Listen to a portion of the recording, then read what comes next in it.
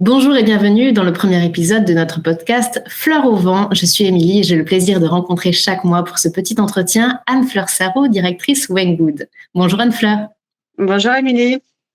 Tu es donc un peu notre gourou du bien-être, mais comme tout un chacun, tu dois composer avec des données variables. Alors on a beau connaître quelques méthodes et marches à suivre dans les faits, c'est parfois un peu moins évident. Dans ce podcast, tu nous partages tes sensations, tes envies, tes coups de cœur, tes coups de gueule, tes inspirations et motivations du moment. Je te propose de démarrer tout de suite par notre première séquence, l'interview de l'instant présent pour connaître un peu ton état d'esprit ce matin. Très brièvement, en un ou deux mots et le plus sincèrement du monde, bien entendu. C'est parti. Ta première pensée au réveil ce matin. Allez, on y va. Tu écris quoi en premier ce matin dans ton journal de la gratitude? Je veux retrouver l'élan de la fin de semaine dernière. Parfait. Forme mentale entre 1 et 5? Je dirais 3, c'est un lundi matin. C'est quand même pas mal. Forme physique de 1 à 5? Je dirais 3 aussi. Le Covid est passé par là, je dois me remettre. Un mot pour définir ton humeur? Alors, je ne sais pas si ça qualifie l'humeur, mais je dirais l'espoir. C'est beau. Un stress en particulier à mentionner? J'ai un peu de trac ce matin pour l'enregistrement de ce podcast. Ça a mis beaucoup d'ambition dans l'émission, donc j'espère être à la hauteur. Mais tu l'es déjà. Merci. Tu en penses quoi, toi, de la campagne présidentielle? Oh là là. Ce mot résume pas. Oui, c'est ça. J'aimerais, je ne sais pas pourquoi, je pense que c'est pas possible, mais j'aimerais que ça soit un débat d'idées, de projets. Moi, je suis quelqu'un des projets plutôt qu'un combat d'hommes, enfin d'hommes au sens large. Voilà. Eh bien, donc, oh là là. Anne-Fleur présidente, ça me va. Place à présent à notre séquence Fleurs au vent d'avril. En avril, ne te découvre pas d'un fil, dit-on. Et toi, quelles sont tes envies, tes ambitions pour le mois d'avril? Tu te laisses porter vers quoi et vers où? Moi, j'ai envie qu'on se découvre en avril, justement. J'ai envie parce que moi, je me sens mieux quand il fait plus de 15 degrés. Donc déjà, j'ai envie qu'on retrouve les températures d'il y a quelques jours et que ce dicton nous inspire, nous protège, mais qu'on fasse un peu ce qui nous plaît déjà comme en mai. Et j'ai envie qu'on se découvre, j'ai envie de renouveau, j'ai envie de renaissance, j'ai envie que le Covid, ça soit derrière nous, que les confinements aussi, et qu'on renaisse un peu. Donc, on se découvre en termes de vêtements et qu'on se découvre tous. Oui, c'est exactement. Ça. Ouais, c'est autant dans les. Il y a une sorte de libération, je trouve, toujours avec les températures qui remontent parce que on est moins crispé, on est moins à réfléchir à combien de couches il faut mettre pour pas avoir trop froid, pour pas attraper froid. Et c'est un peu pareil dans la vie, voilà. Ça nous permettra d'être moins frileux. Et tu le sens comment, ce mois d'avril? Je le sens bien. Moi, je le sens bien parce que je sens bien 2022, même si le démarrage est moins évident que ce que j'espérais, mais je le sens bien. C'est prometteur. Comme je dis, le printemps arrive, le soleil aussi. On reprend des moments de convivialité. Tout le monde a envie de comment dire. Un peu, tu sais, comme quand on touche le fond, on se dit qu'on peut rebondir au fond de la piscine. Là, je ne sais pas si on a touché le fond, mais je pense qu'il y a un vrai élan et une envie de retrouver un bout de légèreté et d'en faire quelque chose d'utile. Donc, je le sens bien. Merci Anne-Fleur. Ton flower power de ce mois d'avril, tu penses avoir besoin de quoi pour y parvenir, justement?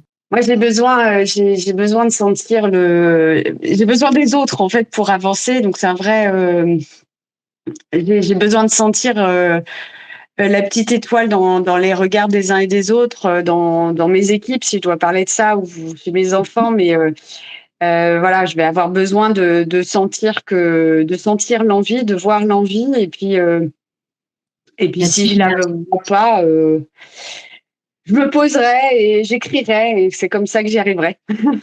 D'accord, très bien.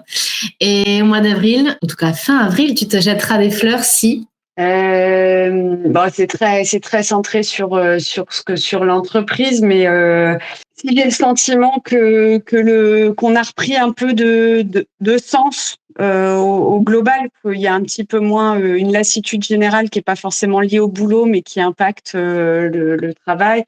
J'ai le sentiment que chacun sait pourquoi il se connecte le matin et qu'il y a un peu moins le Oui. bazar du monde ambiant qui impacte tout le monde. Voilà, si je sens une énergie, si je sens un élan, si j'ai l'impression d'avoir trouvé des clés.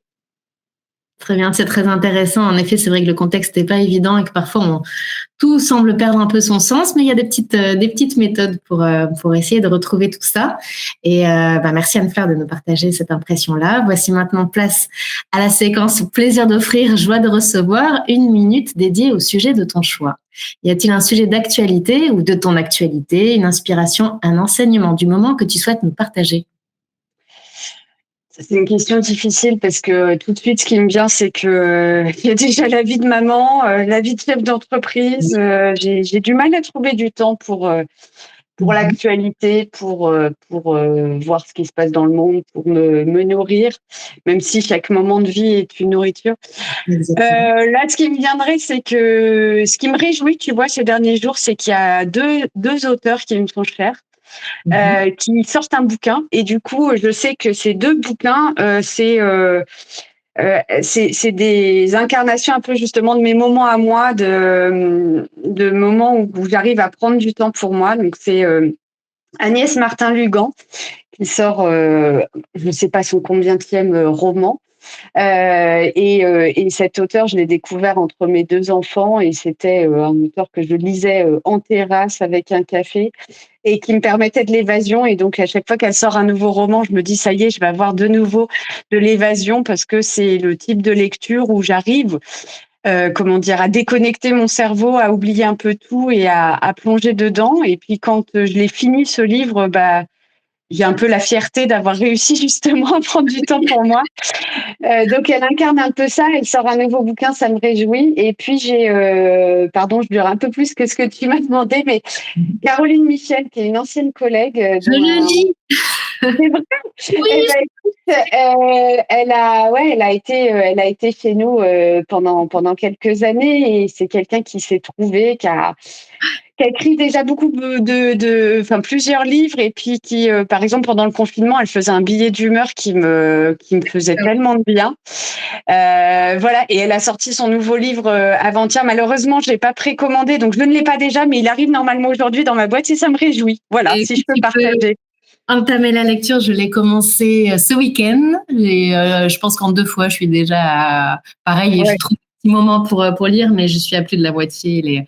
C'est vraiment un très très bon livre dans lequel justement l'écriture est très plaisante, on se laisse embarquer et je pense que chacune de nous peut se retrouver également, retrouver un bout de son histoire dans le livre. Je recommande également chaleureusement. Merci pour ces partages. Ouais, elle est tellement sincère et elle écrit Oui. tellement ça paraît naturel en fait, donc ça embarque complètement.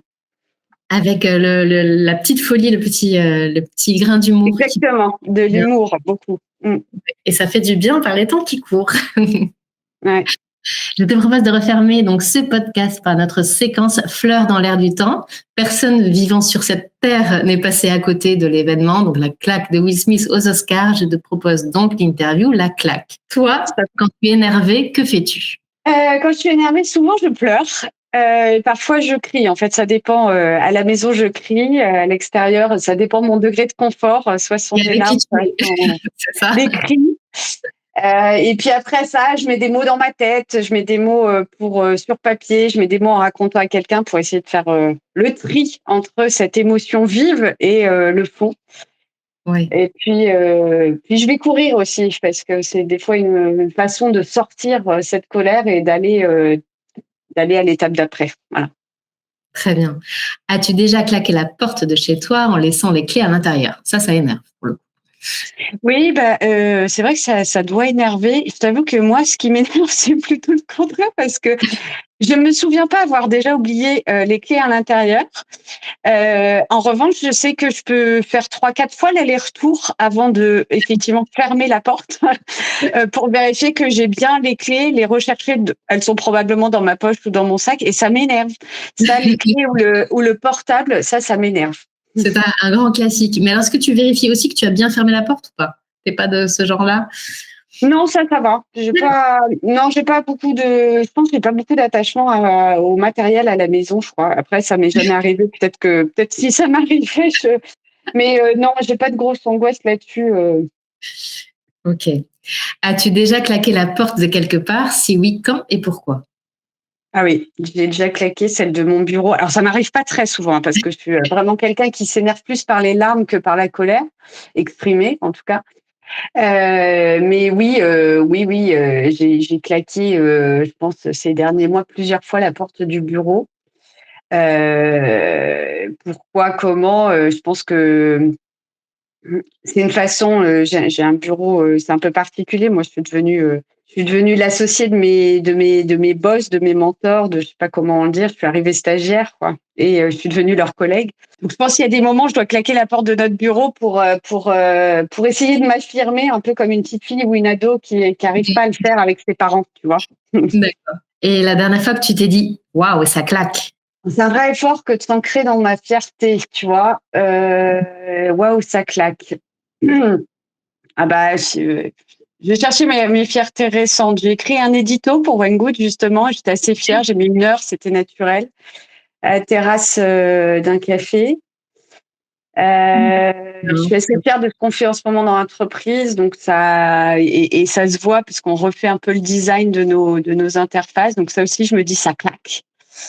Super. Si, il y a un truc. J'ai dit cette phrase justement dans un moment d'énervement.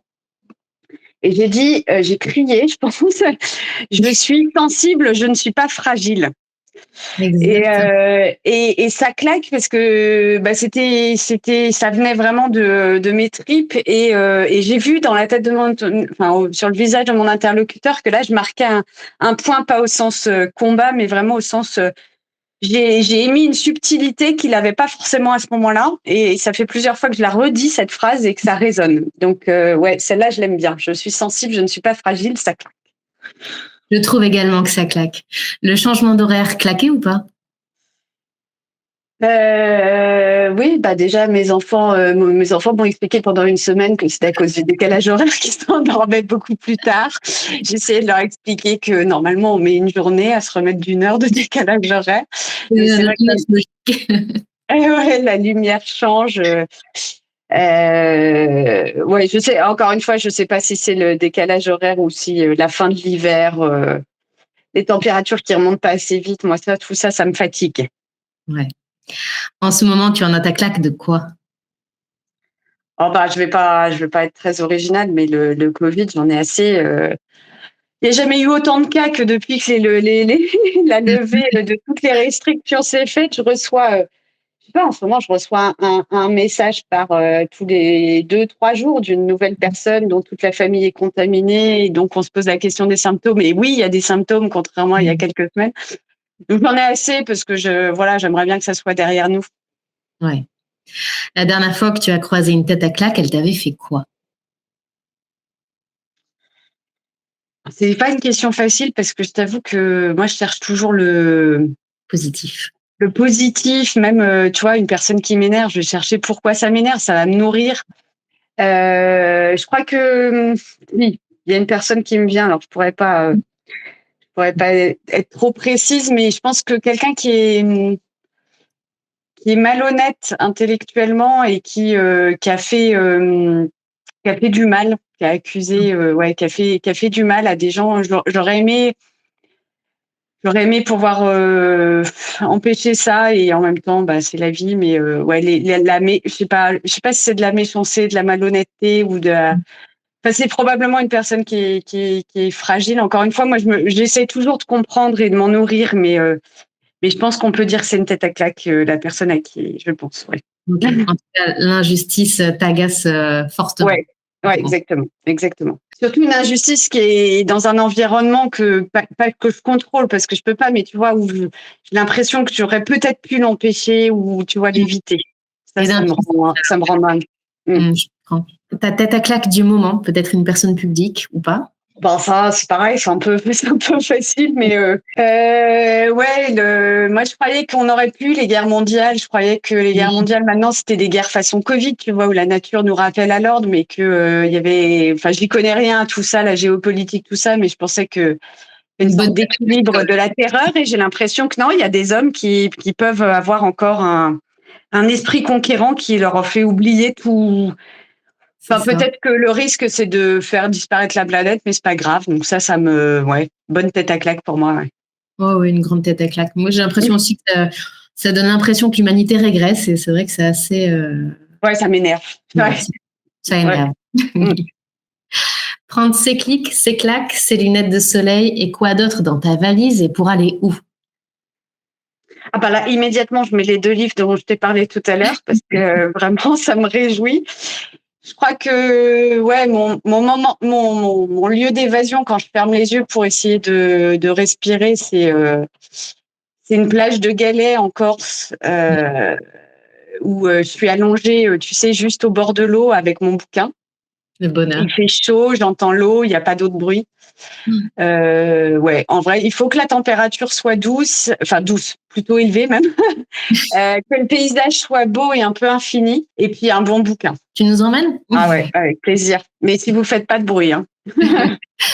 Peux-tu nous souhaiter un truc qui claque? Donne-toi les moyens de tes envies. C'est beau. Merci Anne-Fleur. Rendez-vous le mois prochain pour nous partager tes humeurs, tes doutes, tes envies, tes impressions. Merci à tous de nous avoir écoutés. Et d'ici là, vous pouvez trouver l'inspiration dans tous nos articles, podcasts et vidéos. Anne-Fleur, le mot de fin. Je dirais, je suis née pour être moi. On continue. Merci Anne-Fleur. À bientôt. À bientôt, Émilie. Merci.